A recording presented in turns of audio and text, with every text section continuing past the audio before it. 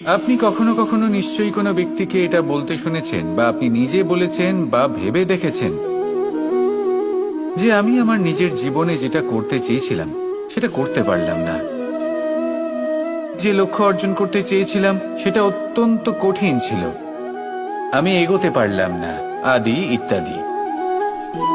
আমরা সবাই কখনো না কখনো ভাবি যে লক্ষ্য আমরা নির্ধারণ করেছি সেটা আমাদের পক্ষে অত্যন্ত কঠিন, প্রায় অসম্ভব। আমাকে বলুন, যে প্রত্যেকটা বস্তু বা সাফল্য যা কিছু আপনি কামনা করেছেন কোনোটাই কি সরল ছিল?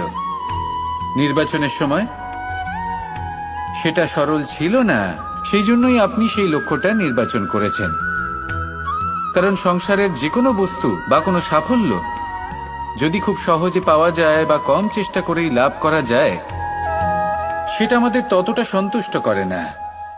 সেই জন্য আমরা জেনে বুঝেই কঠিন লক্ষ্য নির্বাচন করি, কারণ সেই লক্ষ্য আমাদের প্রতিস্পর্ধা এবং সংঘর্ষের সম্মুখীন করে, যার সম্মুখীন হয় অগ্রসর হওয়ার পরে আমরা আরো বেশি শ্রেষ্ঠ হয়ে উঠি। সেই জন্য কিছু অসম্ভব কিনা সেই বিষয়ে চিন্তা করবেন না, শুধু অগ্রসর হতে থাকুন, নিজের কর্ম করুন, সেই লক্ষ্যকে প্রাপ্ত করুন, আর আমার সাথে ভালোবেসে বলুন, রাধা।